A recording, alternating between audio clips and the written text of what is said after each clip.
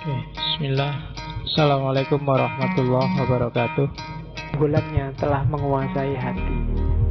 Apa kalau Bismillahirrahmanirrahim. cinta Alhamdulillah kita lihat levelnya isinya para yang isinya sana kita Sekedar mengingatkan, sebelum mendengarkan, usahakan perasaan, pikiran, dan posisi tubuh Anda tenang dan nyaman, serta jangan lupa membaca basmalah. Tonton video ini hingga selesai demi menghindari kegagalan dalam menimba ilmu. Selamat mendengarkan. Nah, nanti di Dewa Ruci ada 4 jenis nafsu. Kalau ini nggak saya jelaskan detail, kemarin di Ghazali, di beberapa sufi sudah dibahas. Jadi ada nafsu lawamah, nafsu sufiyah, nafsu amarah, nafsu mutmainnah.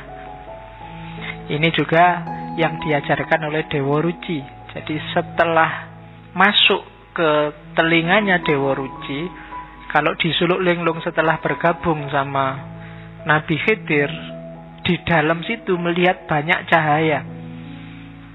Ada 4 cahaya yang dilihat. Ada cahaya warnanya hitam, ada cahaya warnanya kuning, ada cahaya warnanya merah, dan cahaya warnanya putih. 3 cahaya adalah penghalang, dan yang putih inilah yang tujuan. Cahaya hitam itu simbol pikiran yang gelap, batin yang gelap. Ya kalau di Dewa Ruci, 4-4-nya ini saudaranya sendiri Bima. Bima ini kan putranya Betara Bayu. Dia punya 4 saudara, Tunggal Bayu namanya. Sama-sama putranya Betara Bayu. Yang pertama Begawan Mainoko, yang kedua gajah, jenisnya gajah, namanya Gajah Situbondo. Kemudian yang ketiga ada raksasa, namanya raksasa Joyorekso.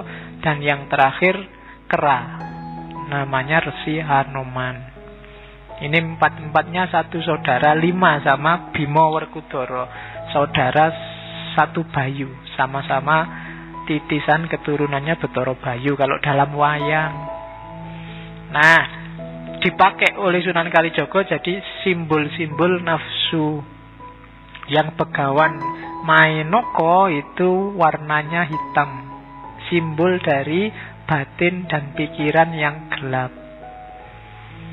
Jadi jangan salah, orang itu memang yang menuntun hidupnya pikiran dan hatinya. Hati yang jernih, pikiran yang jernih. Kalau batin dan pikirannya gelap, ya dia akan tertuntun dalam kegelapan. Oke, itu nafsunya namanya nafsu lawamah. Pikirannya jelek-jelek, batinnya mengarah yang jelek-jelek. Orang yang di level ini nggak bisa mbok tanya ke hatimu, nggak bisa. Hatinya sudah gelap. Jadi ada orang yang tidak bisa kamu nasihati, tanyakan sendiri hatimu. Hati nuranimu bilangnya apa? Kalau orangnya hatinya gelap, dia tanya beneran, keluarnya juga gelap. Itu yang sering orang tertutup oleh pikiran dan batinnya yang gelap. Hati-hati, jadi tidak semua orang, saya ikut kata hati saya. Nanti dulu, hatimu dalam kondisi apa dulu? Kalau hatimu gelap, dikuasai oleh nafsu, ya ikut kata hatimu mengarah ke sana. Kecuali hatimu memang pas jernih, pikiranmu pas jernih. Loh ini ikut pikiran saya loh Pak, masuk akal loh Pak. Ya masuk akal, cuma akalmu jernih apa enggak? Ya, kalau akalmu jernih ya, tapi kalau akalmu penuh nafsu, penuh hasrat, wong yang jelek bisa kamu rasionalkan jadi baik. Wong pacaran aja kamu anggap ta'aruf. Iya kan? Dulu manggilnya sayang, hani, sekarang diganti ukhti, akhi.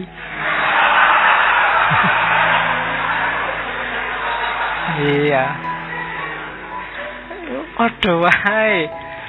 Dan kamu menyebut, oh itu lebih islami, Pak. Pikiranmu kan itu. Ya, yang jelek-jelek bisa jadi bagus. Akal. Karena hatinya gelap. Jernihkan dulu hatimu, tajamkan dulu pikiranmu, baru kamu ketemu kebenaran. Kalau enggak, nafsu lawa. Sebelum kita lanjut, jangan lupa ya, dukung channel kami, like, komen, dan subscribe. Selamat mendengarkan kembali. Yang kedua, nafsu sufiyah. Ini dari gajah. Jadi warnanya kuning. Ini biasanya hubungannya sama kecenderungan orang untuk malas, lemah, lupa. Kamu menyebutnya manusiawi, tapi itu penyakit. Manusiawi toh Pak, sekali-sekali lemes, sekali-sekali males. Iya, itu nafsu juga jenisnya. Seharian main game, HP lagi, terus kamu kalau diingatkan, oh, kita kan berhak istirahat, berhak dapat rekreasi, berhak. Itu nafsu sufiyah namanya. Kamu punya justifikasi untuk malesmu. Tiap hari di kamar nggak keluar-keluar, kalau diingetin bawa keluar-keluar, enggak, di luar banyak dosa. Yo padune kowe males. Kuliah nggak masuk, ke masjid nggak mau, diajak temennya kemana-mana nggak, alasannya takut terkontaminasi. Nah, itu namanya nafsu sufiyah, warnanya kuning, bikin orang males, lemah, lupa. Oke, diajak apa-apa capek. Nah, itu nafsu sufiyah. Yang ketiga, nafsu amarah. Lambangnya warnanya merah. Kalau kalian lagi agresif, pingin nabrak sesuatu, pingin ngerusak sesuatu, hatimu panas, itu nafsu amarah. Matanya merah, mukanya biasanya juga merah, darahnya naik ke atas semua. Nah, itu alamat. Makanya Nabi ngasih petunjuk, kalau kamu sedang itu, kalau pas berdiri duduklah, kalau pas duduk berbaringlah, kalau pas berbaring ya gulung-gulunglah. Wudulah maksudnya. Iya, ambil wudu, sholat. Kan gitu. Jangan sampai dikuasai nafsu amarah, bahaya. Orang marah itu omongannya tidak terkontrol.